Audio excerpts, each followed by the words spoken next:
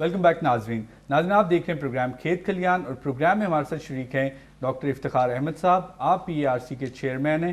Doctor صاحب، break پہ جانے سے پہلے بات ہو رہی تھی کہ چھوٹے کسان کی جو پیداواری لاگت ہے اس کو کس طرح سے کم کیا جا سکتا ہے اور منڈیوں تک رسائی کو کس طرح بہتر بنایا جا سکتا ہے. اسی پہ بات کرتے ہیں. ہاں جی، اسی سے بات ہم یہ کر رہے تھے کہ مثالیں موجود ہیں ٹھیک، اور دوسرے کنٹریز نے یہ کیا ہے. میں نے اسی لیے برازیل کی آپ کو اگزامپل دی تھی کہ انہوں نے قانون ہی الگ کر دیے ہیں. ٹھیک. اچھا، جب میں یہ کہتا ہوں کہ چھوٹے کسانوں کے لیے الگ قانون بنائے، اس کا یہ مطلب نہیں کہ بڑے کسانوں کو چھوڑ دیا جائے.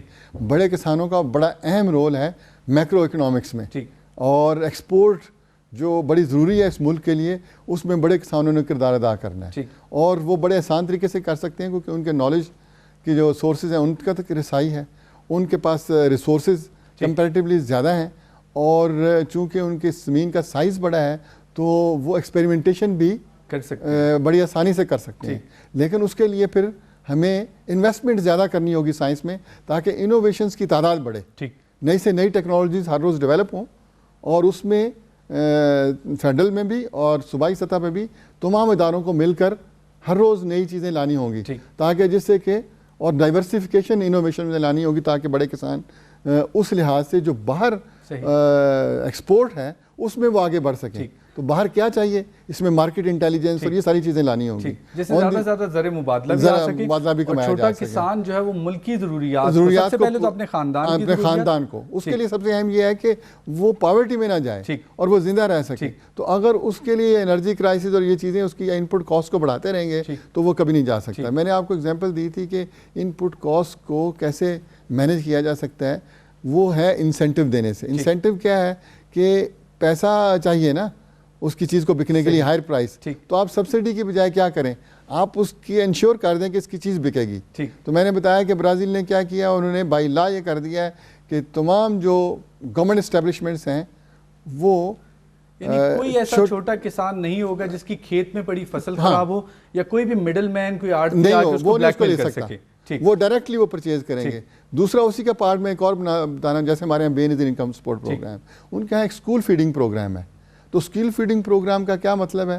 اس کا مطلب یہ ہے کہ جو اسکولوں میں بچے ہیں ان کی جو غذائی ضروریت، جتنے گھنٹے وہ اسکول میں رہتے ہیں وہ اسکول نے پوری کرنی ہے، اور گورنمنٹ اس کو پیسے دے رہی ہے. اور وہاں انہیں ایک نیوٹریشنسٹ بٹھایا ہوا ہے، انہوں نے میڈیکل ڈاکٹر، وہ اس کی اپنی ریسیپی تیار کرتا ہے کہ یہ چیزیں چاہیے.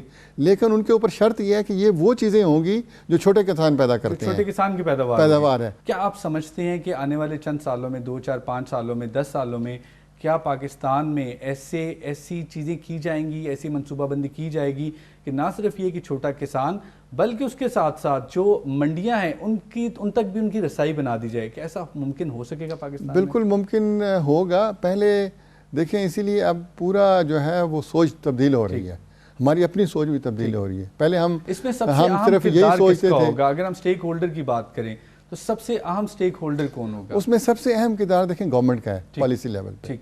اور اس کو گائیڈنس دینا کس کا کام ہے؟ جو ہمارے ایسے ادارے ہیں جو نالج جنریٹ کرتے ہیں، جو انوویشنز کرتے ہیں، اور جو پالیسی لیول پہ کام کر رہے ہیں. اور PRC کا یہ ایک اہم کردار ہے کہ وہ گورنمنٹ کو اس ڈائریکشن میں لے کے آئے. لیکن اکیلی PRC ایسے نہیں کر پائے گی جب تک ہم یہ اویئرنیس نہ کریں. اس میں تمام لوگ جو ہیں ان کی ایجوکیشن ضروری ہے. اور میں نے اس لیے بات کی تھی کہ دیکھیں پریزنٹلی جو بڑا سٹیپ لیا گیا ہے فیڈرل لیول پہ، وہ ایک نئی ministry national food security and research کی اسی لیے قائم کی گئی. اب اس کو جب ہم دیکھتے ہیں تو اس میں پہلے ہم صرف بات کرتے تھے کہ کھانا اویلیبل ہو جائے. آج کھانا تو اویلیبل ہے لیکن صرف یہ کہ کافی نہیں ہے. اس لیے food security is not simple. Food security میں صرف کھانا اویلیبل کرنا ضروری نہیں ہے، اس میں آگے 3 اور پلرز ہیں.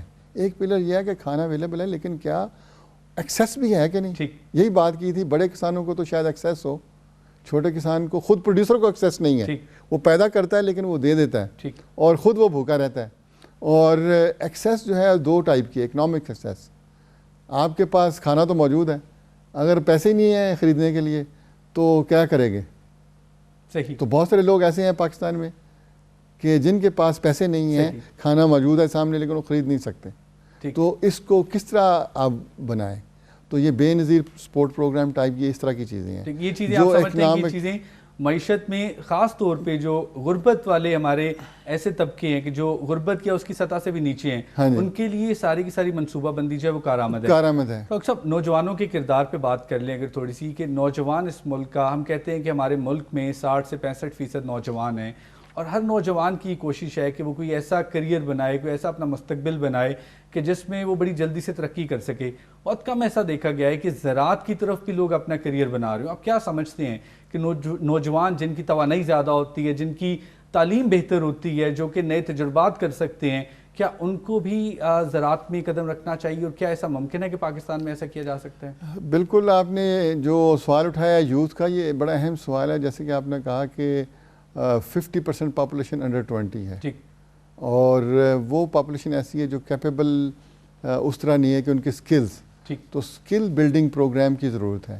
اب اس میں دو اہم پارٹ ہیں۔ ایک تو یہ ہے کہ کیا اب آپ مائگریشن تو روک نہیں سکتے، گلوبلائزیشن ہے، اور اگر کہیں کہ لوگ سٹی میں نہ جائیں ایسا ممکن نہیں ہے، لیکن سوال یہ ہے کہ کیا سٹی میں ان کو ایسے لوگوں کو لائیں گے جن کو کچھ نہ آتا ہو، یا ان کو آپ ٹرین کر کے لائیں۔ دوسرا یہ ہے کہ فارم سیکٹر میں بھی ایونچولی نمبر جو ہے نا ٹرانسفر نان فارم سیکٹر کی طرف جا رہی ہیں، اور جو آج سے 20 سال پہلے اگر جی ڈی پی میں ایگریکلچر کی زیادہ کنٹریبیوشن تھی اور کم ہوگی، یہ کم ہوگی جب جیسے ہی آپ ٹرانزیشن کی طرف جائیں گے، لیکن دوسرے سیکٹر میں پھر ان کی کنٹریبیوشن دوسرے سیکٹر کی بڑھنی چاہیے۔ تو youth is an important component of the society, اور اس کو ٹرین کرنا بڑا ضروری ہے، اور اسی لیے ہمیں پلاننگ بڑی سیریسلی کرنی ہوگی کہ ایگریکلچر میں بھی بہت سکوپ ہے جو کہ نان فارم سیکٹر کا ہے۔ ضروری نہیں کہ آپ وہ ٹریکٹر چلانا ہی سیکھیں، لیکن فارم کو مینٹین کرنے کے لیے وہاں پر بھی نان فارم سیکٹر کی بہت ساری سکلز ہیں، مور دین 50 سکلز ایسی ہیں۔ یعنی ضروری نہیں کہ آپ جا کے کھیت میں ٹریکٹر ہی چلائیں، اگر آپ اس کو اپنے مستقبل یا کریئر بنا رہے ہیں تو ایسی بہت ساری راہیں، ایسی بہت سارے ایونیوز ہیں جہاں پہ آپ اپنا کوئی کردار ادا کر سکتے ہیں۔ میں نے شروع میں اس لیے بات کی تھی کہ آپ ویلیو ایڈیشن کی ضرورت ہے۔ تو اگر گنا آپ ویسے بیچیں تو اس کی ویلیو اور ہے، لیکن اگر گنے کے جوس کو پیک کر کے اس کو آپ جوس کو ہی بیچ دیں تو اس کی ویلیو آپ نے ایڈ کر دی۔ اب یہ ویلیو ایڈیشن صرف جوس نکال کے بھی کی جا سکتی ہے، اور یہ چھوٹے یونٹس گاؤں میں لگ سکتے ہیں۔ آپ کو میں بتاؤں، یہ بینکاک اور دوسری جگہوں پہ جائیں تو اگر آپ دیکھیں ایئرپورٹ سے گزرتے ہوئے، صرف ایک بنانا جو ہے جسے کیلا ہم کہتے ہیں، ہم کچا کیلا کھاتے ہیں، ٹھیک ہے، وہ جو پک جاتا ہے اس کو ہم پکا ہوا کہتے ہیں، وہاں پر 25 اس کے پروڈکٹس ہیں صرف کیلے کے، جو آپ کو ٹافی کی شکل میں، دوسری چیزوں کی شکل میں آپ کو ملیں گے۔ ڈاکٹر صاحب آپ کا اسی طرح صرف میز جو ہے اس کے 30 پروڈکٹس ہیں۔ تو اب ہمیں اس کی طرف توجہ دینی گی، اور یہ پروڈکٹس کہاں بنیں گے؟ ان پروڈکٹس کو گاؤں میں بنایا جا سکتا ہے، چھوٹے اسکیل پہ۔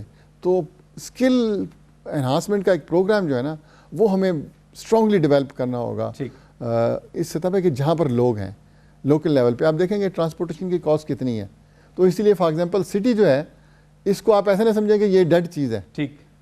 لاہور سٹی اگر ہے یا اسلام آباد ہے تو کتنے لوگ ہیں، تو یہ کھاتے بھی ہیں، پیتے بھی ہیں، ان کو بھی خوراک چاہیے نا۔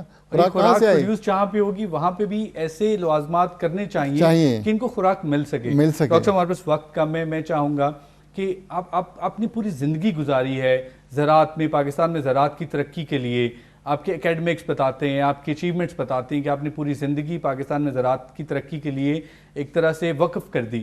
ڈاکٹر صاحب یہ بتائیے کہ جب تحقیق آپ ایک عام کسان تک لے کے جاتے ہیں، چھوٹے کسان تک لے کے جاتے ہیں، تو کیا وہ اس چینج کو ریزسٹ کرتا ہے یا ایزیلی اڈاپٹ کر لیتا ہے؟ میں رویوں کی بات کر رہا ہوں، ہمارے رویے کیسے ہیں جو نئی تحقیق ہوتی ہے اس کے جہاں تک فارمر کا لیول ہے نا، فارمر کی ایٹیچیوڈ تو پازیٹیو ہے۔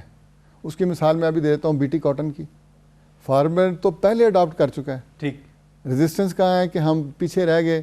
جو ہمارے سسٹم ہیں، سسٹم جو ہے نا ہمارے کمزور ہیں، سسٹم ایفیشینٹ نہیں ہے۔ اس میں سب سے بڑا ایشو گورننس کا ہے، اور اس کو ریزالو کرنے کی ضرورت ہے۔ فارمر کے لیول پہ میں سمجھتا ہوں وہ تو تشنا ہے، اور وہ چاہتے ہیں کہ ان تک علم پہنچے۔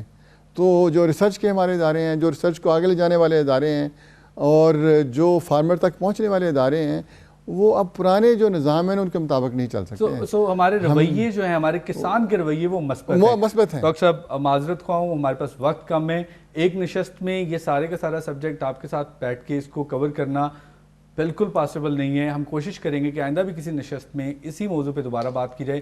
میں چاہوں گا کہ اینڈ پہ آپ ہمارے آڈینس کو, جو ہمارے کسان بھائی دیکھ رہے ہیں, ان کو آپ کے پیغام دیں کہ کس طرح سے وہ اپنی زراعت کو, اپنی معیشت کو بہتر بنا سکتے ہیں. سب سے پہلی بات تو یہ ہے کہ جی وہ ان کو پیغام میں کیا دوں, وہ تو پہلے ہی ایکٹیو ہیں, وہ تو پہلے کمر بست ہیں. پیغام ہمارے پالیسی میکرز کے لیے, پیغام ہمارے ریسرچرز کے لیے, پیغام ہمارے جو وہ ادارے جو ریسرچ کو آگے لے جاتے ہیں اور جو پرائیویٹ سیکٹر ہیں, ان سب کے لیے ہے کہ ہمیں اپنے آپ کو کھولنا ہوگا اور ہمیں اپنے آپ کو اس شکل میں تبدیل کرنا ہوگا, اپنے رویوں کو اس شکل میں بدلنا ہوگا کہ ہم میسو ایفرٹ کریں. میں نے آپ کو بتایا تھا نا کہ سائز بہت بڑھ رہا ہے, تو اس سائز کے ساتھ ہمیں نئے طریقہ کار چاہیے, نئے جو ہے نا انوویشن چاہیے کہ ان تک ہم پہنچیں کیسے.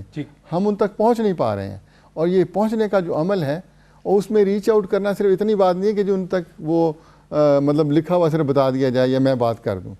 ریچ آؤٹ کا مطلب یہ ہے کہ اس کو پریکٹیکلی ان سے ہمیں نئے طریقے کار کرنے ہوں گے. ڈاکٹر صاحب تھینک یو ویری مچ, آپ نے پروگرام میں شرکت کی. ناظرین, آپ نے آج کا پروگرام دیکھا, امید ہے آپ کو آج کا پروگرام پسند آیا ہوگا. پروگرام کے اینڈ پہ میں اسے کیا کنکلوڈ کروں, ڈاکٹر صاحب نے جو باتیں کی ہیں انتہائی مثبت ہیں. ذاتی طور پہ جو بات مجھے سب سے اچھی لگی کہ پاکستان میں بہت پوٹینشیل موجود ہے, ہمیں صرف تھوڑا سا اپنی منصوبہ بندی کو بہتر کرنا ہوگی. اس ملک کا کسان, اس ملک کا ریسرچر, بے پناہ تحقیق ہو رہی ہے اور اس تحقیق پہ بہت سارا کام ہمارے کھیتوں میں ہو رہا ہے. ہمیں صرف اس کو مزید تیز کرنا ہوگا. یہ بات ڈاکٹر صاحب نے بالکل ٹھیک کی کہ ہم ایک 19 کروڑ کا ملک بن چکے ہیں, اور اس آبادی کو کھلانے کے لیے اس کی غذائی ضروریات پوری کرنا اتنا آسان نہیں ہے. ہمیں کمر بستہ ہونا چاہیے کہ کس طرح ہم جو بھی نئی ٹیکنالوجیز ہیں, جو نئی تحقیق ہوتی ہے, اس پہ کس طرح سے اپنے کھیتوں میں اس تحقیق کو اپنے کھیتوں تک لے کے آئیں اور اپنی پیداوار کو بڑھایا جا سکے. ناظرین, یہ پروگرام صرف آپ کے لیے, ان کسان بھائیوں کے لیے, ان زراعت سے منسلک لوگوں کے لیے جو چاہتے ہیں کہ ان کے مسائل کا حل زرعی ماہرین اور زرعی سائنسدان مستند طریقے سے آپ تک پہنچائیں. اگلے ہفتے اسی پروگرام میں آپ سے اسی وقت ملاقات ہوگی. آپ بھی پروگرام میں شرکت کر سکتے ہیں. پروگرام میں شرکت کرنے کے لیے ہمیں مفت کال کیجئے. کال کرنے کے لیے نمبر آپ کو میں بتا دیتا ہوں, 0800-844220. ہمیں خط پہ لکھ سکتے ہیں. خط لکھ کے آپ اپنی آراء سے آپ اپنے سوالات ہم تک بھیج سکتے ہیں. خط لکھنے کا پتہ ہے AVC NARC پارک روڈ, اسلام آباد. اگلے پروگرام تک اپنے ہوسٹ محسن قمر کو اجازت دیجیے. اللہ حافظ.